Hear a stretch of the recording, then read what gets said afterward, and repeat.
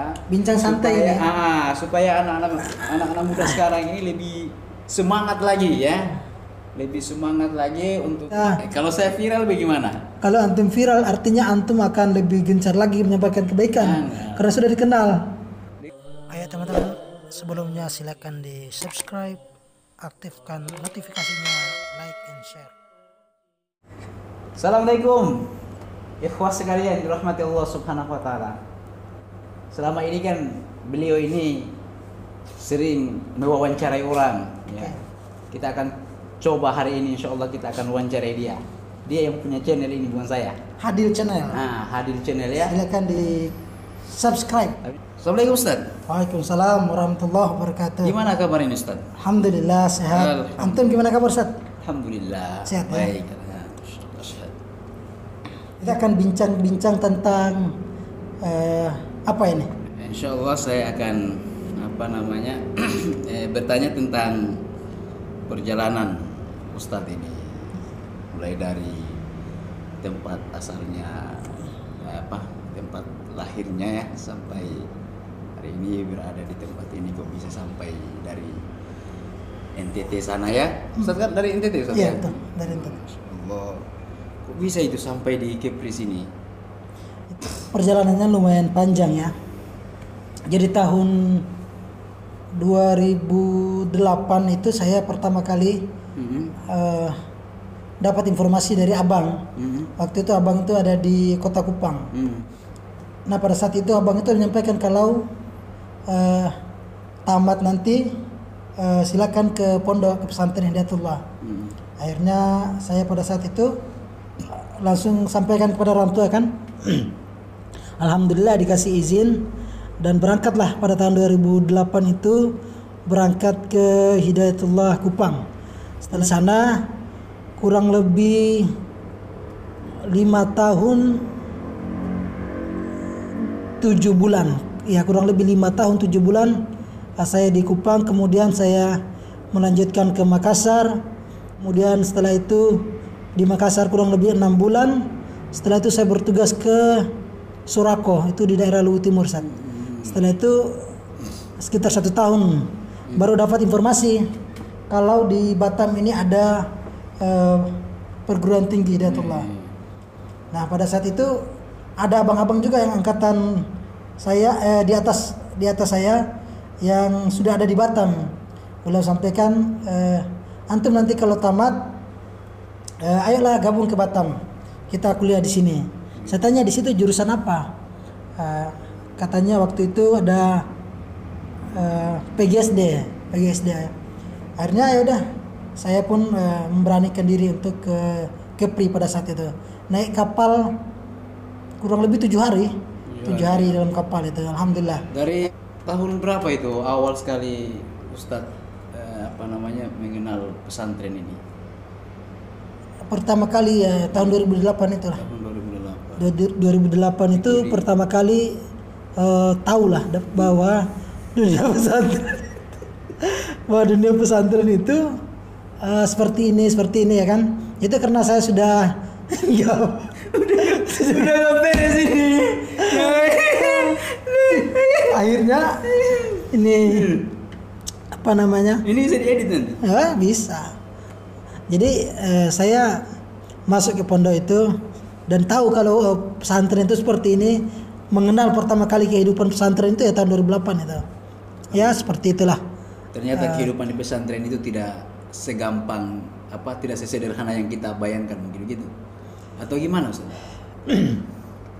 Kalau kehidupan di pesantren itu dia lebih kepada persaudaraan. Persaudaraan gitu ya. Ya, kadang kita tidak ada lauk, kalau bagi makan kita bisa ke kamar teman-teman yang mungkin ada lauknya. Di sana ada istilahnya ikan tunjuk-tunjuk, Ustaz. Tahu ya? Tunjuk, iya. Tahu? Ikan tunjuk-tunjuk. Tahu? Saya kurang terlalu mengerti itu istilah ikan tunjuk-tunjuk. Ikan tunjuk itu garam. Garam kalau kita makan kan gini. Nah, itu ditunjuk-tunjuk itu ikannya. Jadi kalau makan termasuk susah dulu, Ustaz. Tahun 2008 itu kita makannya memang enak, udah ada beras makan ini. Cuma waktu itu kita masak sendiri. makannya pun lauk seadanya. Seadanya. Ya, jadi kalau saya ingat sekali waktu itu mie itu ada 12 ini ada 12 bungkus. Itu kita masak untuk 40 orang. 40 orang. 40 Satu orang. Bungkus. 12 bungkus. 12 bungkus 40 orang. 40 orang. Jadi dalam dandang itu besar itu lebih banyak kuahnya daripada isinya. Luar biasa. Luar biasa. Gitu ceritanya. Akhirnya ya mau tidak mau ya dinikmati lah. Luar biasa lah ininya. Pengalamannya lah waktu santri itu. Enggak, itu umur berapa itu? Umurnya. Waktu itu kalau tamat SD itu sekitar, kalau SD itu 6 tahun ya. 6 tahun. Masuk SD. Jadi Sekitar 12-13 tahun lah. 12-13 tahun. Jadi umur 12-13 tahun itu makanannya udah dibatasin seperti itu. Ini kan lagi masa-masa pertumbuhan itu. Lagi masa-masa pandemi. lagi masa-masanya pertumbuhan, ya tiba-tiba masuk di pesantren, kemudian di situ makanan kita dibatasi kan begitu ya. 12 bungkus Indomie dimakan 40 orang, apa tidak ada itu perasaan goncang untuk kemudian tinggalkan pesantren kembali di kampung. Saya sih guncangnya tuh nggak pernah ya. Cuman ingat orang tua ya ingat, cuman kalau guncang sih nggak karena. Artinya goncang karena makanan gitu nggak pernah itu ya? Enggak. Daripada di kampung lebih susah lagi. Oh gitu. Kita nggak pernah makan beras, ya kan? Kalau di kampung lebih susah. Kita makannya makan ubi itu, kemudian makan jagung. Kalau itu sudah termasuk bagi kami itu, alhamdulillah lah. Sudah luar biasa itu. Biasa dapat lah. Indomie di kota iya, ya. Betul. Jadi kita bukan makin bertumbuh sih, makin mengering. Makin mengering. Makin kurus. Waktu itu kurus. Itu motivasinya apa itu? Kok bisa bertahan seperti itu di pesantren? Iya ya. Ya makannya terbatas seperti itu, kemudian jauh dari orang tua, ya kan? Betul. Jauh dari suasana keluarga. Iya betul. Itu apa motivasinya kok sampai bisa bertahan selama beberapa tahun di pesantren? Bahkan sampai hari ini ya. Sampai hari ini ya, Pak. Satu kata yang paling saya ingat dari pesan dari Bapak itu adalah saya ini tidak punya banyak lahan untuk kalian kerja di kebun. Jadi lahan saya ini sedikit. Jadi cukuplah saya yang kerja di kebun. Kalian saya akan usahakan harus sekolah. Jadi kalian tuh harus sekolah semuanya. Jadi selama saya masih ada, kalian akan tetap saya biayai untuk sekolah. Itu pesan dari Bapak ya. Jadi itu yang membuat saya bertahan. Ya, jadi kadang ada apa-apa pun ya kita sabar aja. Karena kalau kita kembali ke kampung, apa yang mau diharapkan di kampung? Mau kerja di kebun, bantu orang tua palingan. Untuk makan sehari-hari harus kita kerja dulu baru dapat makan ya kan. Kita harus menggiling jagung, kemudian cari lauk. Kita berkebun tuh ada kadang ini mengembala kambing. Itulah. Itu aja pekerjaan sehari-hari itu. Maksud saya ada nggak keyakinan pada saat itu yang muncul dalam benaknya antum untuk kemudian kalau antum bertahan di pesantren bisa jadi seseorang. Bisa menjadi orang yang lebih sukses lagi ke depannya atau gimana? Ada nggak keyakinan dalam hati kita itu seperti itu? Mungkin karena kita kalau masuk itu awal-awal tuh mungkin masih kecil ya.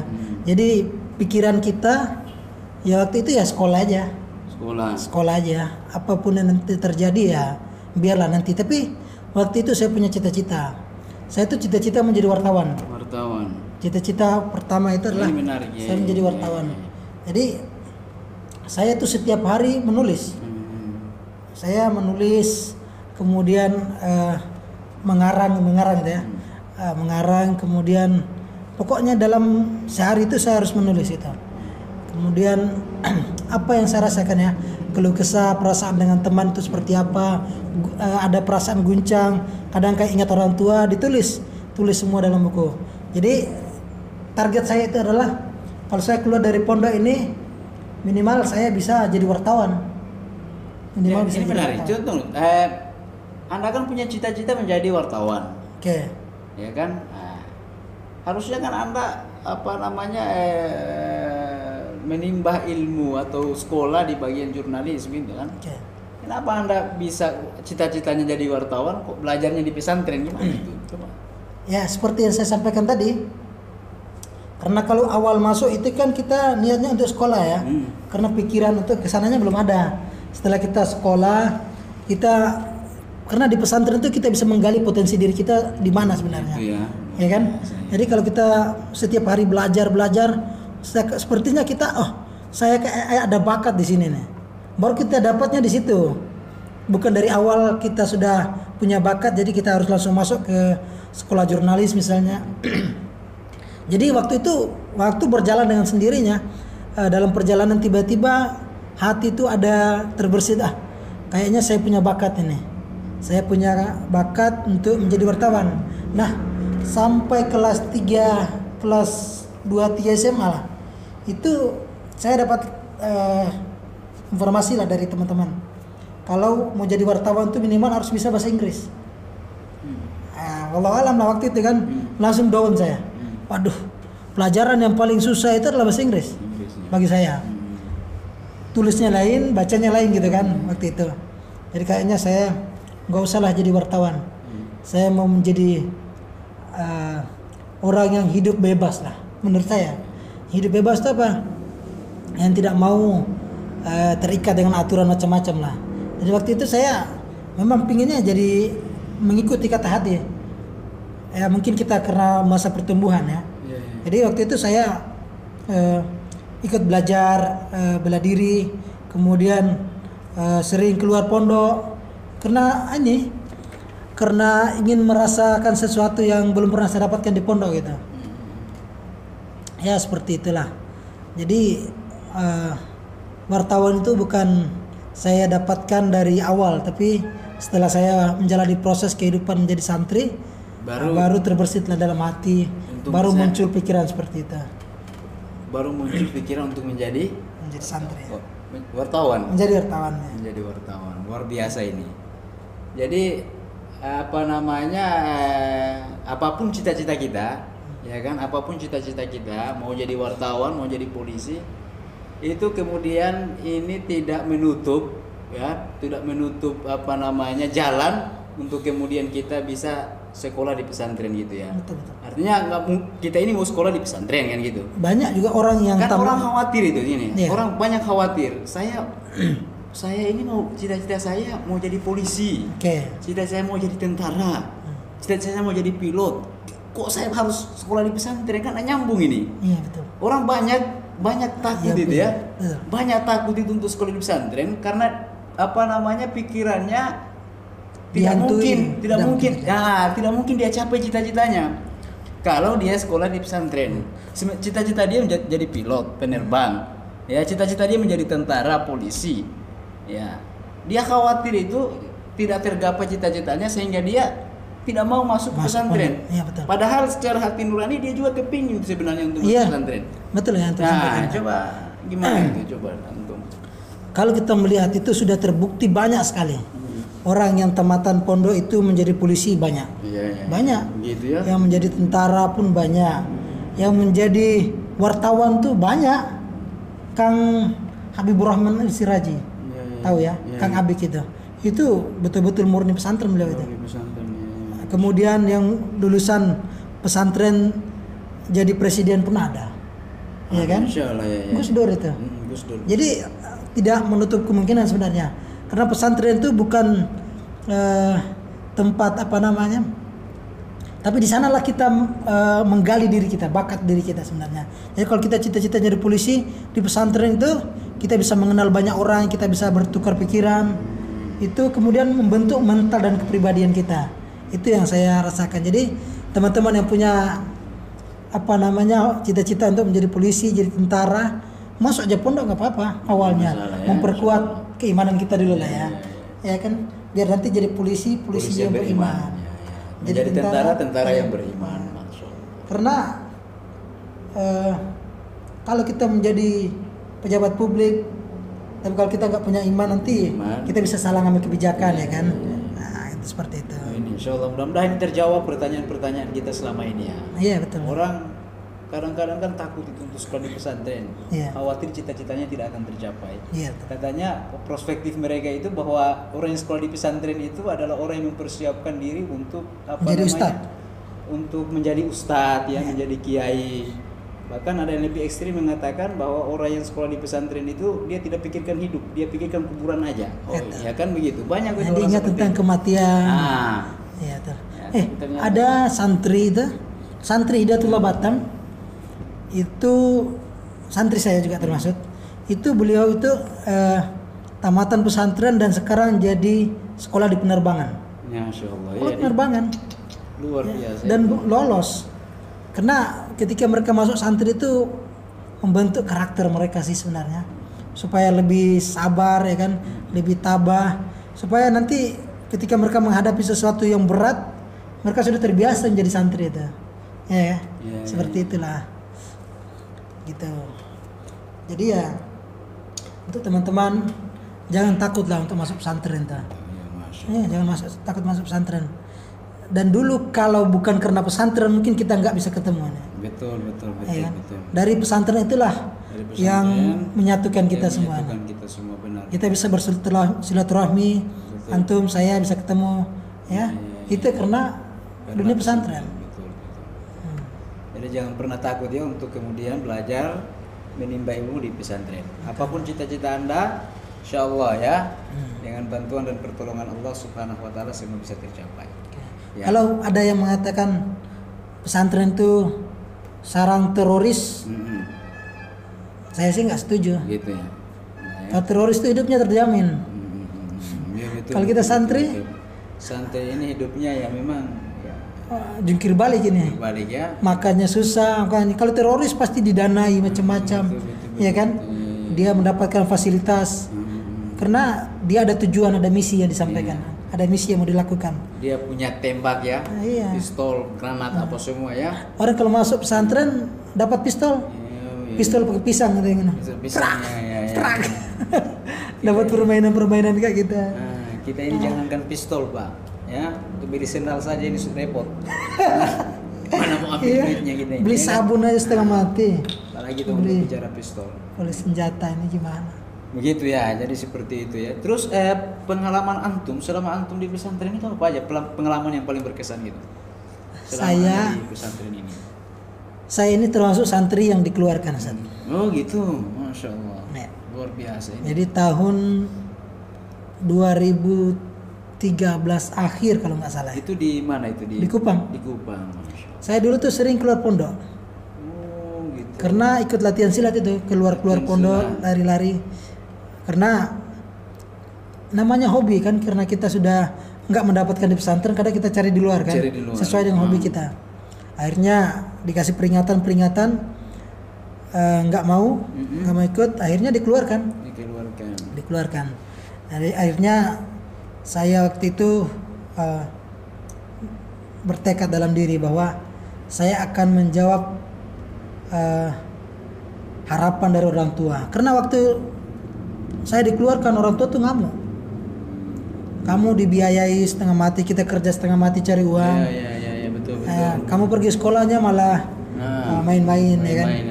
Enggak serius lah belajar di pesantren kan. Akhirnya bapak tuh pernah mengatakan gini, antum tuh nggak usah, kamu nggak akan saya kirim uang untuk sekolah. Jadi terserah kalau kamu mau kuliah di sekolah di mana, silakan pergi, cari biaya sendiri. Nah waktu itu saya niat untuk ke Makassar. Jadi niat ke Makassar waktu itu cuman dapat uang dari abang waktu itu, mungkin dia pinjam juga ya. Ada abang juga, sepupu. Itu dia kasih uang 500.000. 500.000. Itu beli tiketnya 450. Tahun berapa ya? Tahun 2013 lah, kurang lebih 2013. Itu beli tiketnya 450. Sisa 50 tuh saya beli kue kacang hijau. Ada kue kacang hijau yang tahan. Bekal di perjalanan. Iya, itu beli 10.000. Itulah makan dalam kapal. Saya dalam kapal tuh malas makan. Gitu. Nah, jadi waktu dikeluarkan itu betul-betul hati itu berkecamuk, marah, jengkel. Tapi mau gimana lagi? Waktu itu kami tuh ada 7 orang kalau nggak salah, yang diskors 6 orang, saya yang dikeluarkan. Saya yang dikeluarkan.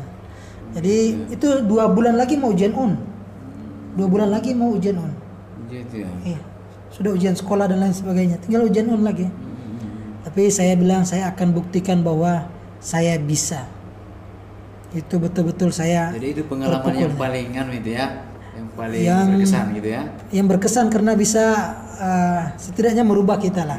Dengan seperti itu bisa merubah bahwa kita dulu seperti ini ya kan. Setidaknya kita mau berubah lebih baik lagi. Artinya kita belajar betul. Dari sejarah ya, belajar dari apa yang sudah terjadi pada kehidupan kita gitu ya. Pengalaman paling saya ingat juga itu waktu itu sholat subuh, semua itu lagi liburan. Jadi kami itu ada sekitar 5 atau 6 orang. Jadi bapak pimpinan itu sudah masuk waktu subuh, beliau ke sana azan, kemudian sholat, selesai sholat baru kami datang. Sekitar 5 orang datang ke masjid itu waktu itu. Kemudian beliau sampaikan setelah sholat ke rumah. Pikirannya sudah nggak enak ini. Setelah sampai di rumah ternyata apa? Disuruh naikkan sarungnya semua. Waktu itu nggak usah tukar pakaian, pakai sarung, turun semua, terjun ke dalam kolam lele segini airnya. Kolam lele. Itu gara-gara masbuk, gara-gara itu lambat sholat itu. Dan itu berkesan sih sampai sekarang kalau kita tuh harus betul-betul menghargai waktu lah ya. Memang hal-hal kayak gitu tuh yang membekas sampai sekarang. Dengan kekerasan gitu kadang ada yang menyampaikan bahwa kekerasan itu justru membuat kita menjadi trauma. Ternyata enggak juga. Saya rasakan sendiri. Justru dengan kekerasan itu bisa membuat kita sadar juga. Anak-anak sekarang ini kalau dididik dengan santun tuh kadang tuh nggak masuk otak mereka, karena sudah lain di pemikiran mereka itu. Sudah ya kan? diracuni berbagai macam serangan dari berbagai penjuru. Jadi kadang harus ada kekerasan sedikit lah. Bukan arti kita memukul dan lain sebagainya, tapi ada hukuman-hukuman tegas ya. Ketegasan itu yang perlu itu. Jadi saya rasakan sekarang juga agak susah juga didik anak-anak santri, karena saya bilang ternyata ini gambaran kita dulu waktu jadi santri sebenarnya. Kalau kita dulu suka melawan ustadz, sekarang lah baru kita dapat seperti ini nih. Kalau ada santri yang melawan tuh perasaannya seperti itu. Kita dulu sering keluar malam, sekarang kita dapat juga santri seperti itu. Iya, ya kan begitu. Jadi saya setelah keluar dari pondok itu, saya datangi semua ustadz-ustadz, saya saling minta doanya mereka. Saya minta doa, saya akan berangkat sekolah. Dan waktu itu orang tua kan ngototnya harus pulang ke kampung kan, tapi saya nggak mau. Saya bertekad untuk ke Makassar. Jadi alhamdulillah sampai di sana tahun 2013 akhir ya kalau nggak salah ya. Setelah sampai di situ masuk bulan puasa, saya ditugaskan ke Surako itu. Setelah Surako 1 tahun, akhirnya berangkat lagi ke Batam. Di Batam pertama sekali masuk Batam waktu itu di mana? Di sini waktu tahun 2015 di sini. Di Batam. Langsung di sini di STIT-nya. Di STIT. Sudah STIT ini. Sudah STIT ya. Iya, udah angkatan pertama ya. Angkatan pertama STIT. Terus antum sekarang ini kan lebih tertarik untuk menjadi YouTuber ini. Gimana ceritanya ini? Aduh, itu yang tadi saya bilang itu. Antum kan anak santri ya kan, kemudian mengambil peranan juga sebagai seorang dai ya kan. Tapi antum lebih, saya lihat ini lebih dominan lagi nih pada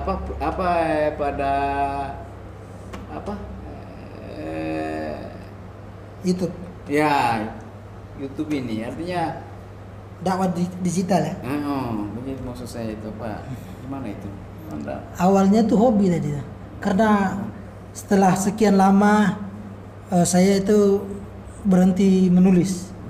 Jadi saya alhamdulillah udah ada 3 buku yang saya tulis, udah diterbitkan semua. Iya. Ya. Udah diterbitkan semua. Dan sudah ada penerbitnya semua itu. Nah, udah ada, udah ber-ISBN. Sudah beredar? Sudah.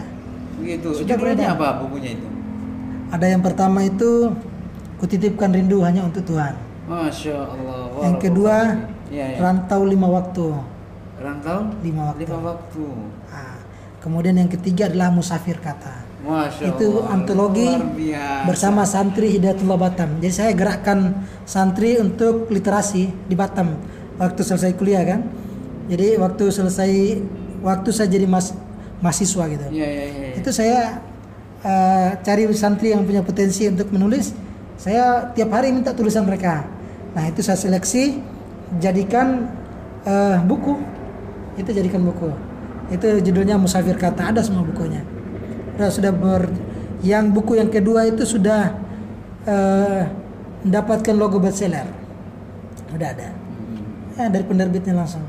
Alhamdulillah. Pokoknya itu menjadi pengalaman lah. Jadi setelah sekian lama saya 2018 itu berhenti. 2019 kurang lebih setahun ya. Muncul karena waktu itu setelah menikah kan saya ke Pinang, ke Lingga. Nah, jadi di Lingga itu lihat wah suasana kehidupan yang baru ya kan. Akhirnya ada kemauan untuk bikin YouTube ini, kayaknya seru. Karena kehidupan di kampung ya kan. Bikin YouTube, alhamdulillah pelan-pelan karena hobi tadi.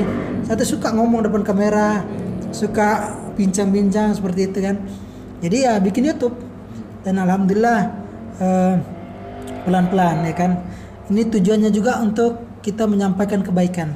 Saya kalau menyampaikan ceramah lisan, dengar hari ini bisa saja sebentar keluar dari masjid bisa lupa dia.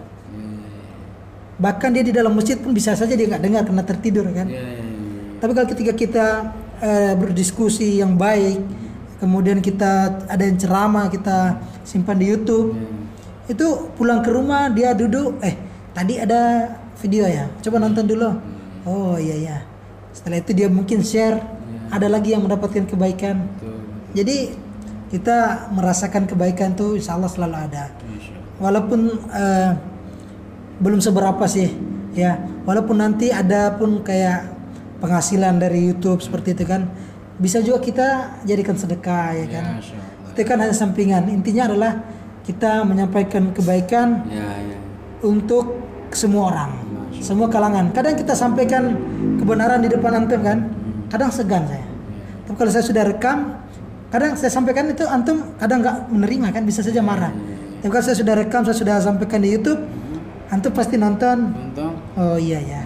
Walaupun antum nggak terima, ya mau gimana? Antum palingan berkomentar atau apa. Tapi kan kalau kita menjelek-jelekkan di YouTube pun kurang enak juga kan, nggak enak. Paling kita nanti ketemu, konten antum ini kurang ini. Seharusnya seperti ini. Kalau gitu antum ya saya ajak ya. Harus siap dong. Kadang seperti itu saya tuh. Jadi ada ustaz dikasih masukan, saya ajak itu. Anggap semuanya sebagai guru ya kan. Jadi saya ajak, minta liput ustaz-ustaz itu yang mau ceramah, saya siap syuting. Kemudian nanti saya share ke teman-teman. Kita dapatkan satu nasihat saja yang betul-betul menyentuh di hati, insya Allah itu lebih berkesan. Kalau kita ngomong panjang lebar, nggak ada apa-apanya ya kan nggak disimpan, nggak direkam, itu nanti mungkin keluar itu hilang. Tapi kali ini insya Allah amal jariah. Kalau saya meninggal, ini akan terus dikenal orang. Ada yang kangen, antum kangen sama saya, betul. Bisa lihat videonya, kan seperti itu. Oke kawan-kawan. Karenanya kawan-kawan makanya subscribe ini YouTube-nya. Subscribe, like and share. Mudah-mudahan pasti dengan apa yang kawan-kawan lakukan dengan subscribe, like, share ini video, itu akan memberikan edukasi dan pendidikan yang baik terhadap masyarakat, khususnya kaum milenial. Dan itu yang akan menjadi investasi Anda tatkala Anda di akhirat nanti. Ya.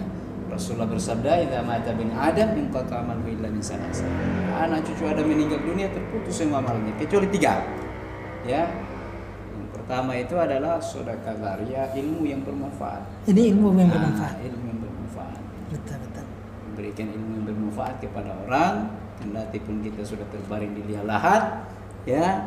Manakala masih ada orang yang merealisasikan dan menjalankan ilmu yang dipelajari dari kita, maka nilai dan ganjarannya akan terus kita terima. Luar biasa. Bagaimana ya Ustaz? Berikan pesan terakhir untuk para milenial ini. Kalau pesan terakhir artinya besok enggak lagi ya? Pesan-pesan terakhir maksudnya motivasi. Motivasi di podcast ini. Motivasi di podcast ini ya. Bincang santai ini. Supaya anak-anak muda sekarang ini lebih semangat lagi ya. Lebih semangat lagi untuk kemudian menuntut ilmu ya, khususnya ilmu agama gitu ya. Khususnya ilmu agama lebih semangat lagi untuk kemudian sekolah dan belajar di pesantren. Begitu. Apa motivasinya? Silakan. Mungkin yang pertama itu adalah belajar. Belajar ya. Belajar apa? Belajar agama. Saya ketika turun ke daerah-daerah itu, berceramah ke masyarakat, itu seperti ada rasa menyesal. Kenapa nggak betul-betul sungguh-sungguh saya itu belajar ilmu agama gitu? Rasanya masih kurang. Jadi kita betul-betul harus memanfaatkan waktu untuk belajar. Jadi kalau memang kita harus membaca apa sih yang dibutuhkan masyarakat saat ini. Itu ini pengalaman ya. Waktu pernah saya turun ceramah Isra Mi'raj waktu itu. Nginap di rumah salah satu masyarakat di situ. Itu suaminya tuh guru SD tapi di daerah pulau kan, terpencil juga. Waktu itu besoknya saya ceramah, kemudian malamnya beliau sampaikan ke saya, Ustadz, istri saya ini kami sudah lama menikah, anaknya sudah ada SMP gitu ya. Kami sudah lama menikah, kemudian istri saya ini semenjak menikah sampai sekarang ini tidak pernah sholat subuh. Saya tanya kenapa? Istri saya itu tidak hafal doa kunut, Ustaz. Wah, itu terpukul betul hati saya itu. Apakah sampai segitunya masyarakat kita? Hanya karena nggak hafal doa kunut. Nggak hafal doa kunut. Sehingga dia tidak mau. Dia tidak sholat subuh. Luar biasa. Saya mendengarkan langsung, ya Allah ya Rabbi. Rasanya tuh kita menyesal selama ini kita kemana? Iya. Jadi untuk teman-teman belajar betul-betul, hibahkan diri kita untuk umat. Ya. Kalau kita diminta ceramah, kalau kita bisa sampaikan, walaupun di situ ada yang tidak suka, tetapi yakinlah banyak di antara mereka yang rindu dengan itu. Hati itu kita, sedih sekali. Gara-gara hal yang masalah ya. Doa kunut itu kan masalah. Ya. Itu kita kalau orang-orang yang yang paham pasti ya menganggap itu hal yang perbedaan, bahkan ada yang menganggap itu bid'ah ya. Tapi ada di balik itu ada yang tidak sholat. Gara-gara itu. Dan saya takutnya masyarakat di kampung itu banyak yang tidak tahu tentang itu. Masya Allah. Ini tugas siapa ini? Tugas kita sebagai anak muda, tugas kita sebagai santri. Dan tugas semua orang harus merasa diri kita bahwa kita ini orang yang punya tugas untuk sebagai khalifah menyampaikan kebaikan. Jadi saya merasa bahwa enak kok kita turun ke masyarakat, kita ceramah, pulang mereka dengan senyum yang betul-betul ikhlas, hati itu tenang ya. Jadi pesan untuk teman-teman yang muda-muda ini, belajar ya, kita belajar latihan minimal apa? Bisa baca Quran dulu, bisa baca Quran, ya hafal minimal ya juz 30 lah. Kemudian hafal doa-doa sholat, kemudian nanti bagaimana bisa menyampaikan di masyarakat. Karena kita waktu diturun di masyarakat itu nggak ditanya, antum LC ya, antum dari mana? Mereka tahunya kita bisa. Jadi setidaknya minimal kita ngajarkan Al-Quran. Yang paling penting Al-Quran, sholat. 2 itu yang minimal kita bisa ajarkan ke mereka. Kalau mereka udah nggak bisa, minimal anak-anaknya kita aja ya. Dan kalau kita nggak mempersiapkan diri ketika kita turun ke sana, kaget kita. Kalau saya ngantuk begini ini pasti viral. Bisa diedit kan? Nggak usah diedit. Diedit lah itu. Jadi kita akhirin ya. Jadi ngantuk ketawa. Itu udah ngantuk ya? Udah ngantuk. Kayak gitu saya. Enggak apa-apa. Tapi nanti dia Ngantuk nanti diedit. enggak usah. Edit lah nanti. Enggak nampak. Enggak nanti edit. Enggak usah. Enggak usah. Enggak, orang enggak tahu. Walaupun kita ngantuk, tidur di situ mendengarkan kebaikan lebih baik daripada kita. Kalau saya viral bagaimana? Kalau antum viral artinya antum akan lebih gencar lagi menyampaikan kebaikan karena sudah dikenal. Dengar ya, kawan-kawan, kalau saya viral saya sembunyi saya. Ada. Jadi antum udah ngantuk? Hah? Saya ngantuk. Oke. Jadi kita tutup. Antum Jadi tutup lah. itu ya tadi ya, motivasi untuk para pemuda. Belajar Antum simpulkan, ya. Mas, belajar. Belajar. Menyiapkan pemuda. diri. Islam ini bagaimana ke depannya ya. Itu tergantung bagaimana sikap mental anak-anak muda sekarang. Betul sekali. Ya kan gitu. Kata Kiai Zainuddin MZ ya. Islam ini tidak mungkin hilang dari dunia. Tapi tidak ada jaminan Quran kalau Islam ini akan abadi di Indonesia kalau tidak diwariskan kepada generasi muda. Makanya generasi muda hendaknya Anda menemukan jati diri Anda, tegak di tengah masyarakat, tingkatkan kualitas Anda, mencanangkan yang ma'ruf dan mencegah yang mungkar. Mudah-mudahan ngobrol santai malam ini memberi edukasi yang baik, memberi faedah dan manfaat yang banyak ya, yang bisa kita peroleh nilai-nilai kebaikannya. Mudah-mudahan menjadi sarana Allah Subhanahu wa taala untuk kemudian memberikan rahmat dan barokahnya kepada kita semua, memberikan kepada kita semua keselamatan dunia akhirat. Amin. Hadanallahu wa iyyakum ajmain. Assalamualaikum warahmatullahi wabarakatuh. Waalaikumsalam warahmatullahi wabarakatuh. Jadi Ayo teman-teman, sebelumnya silakan di subscribe, aktifkan notifikasinya.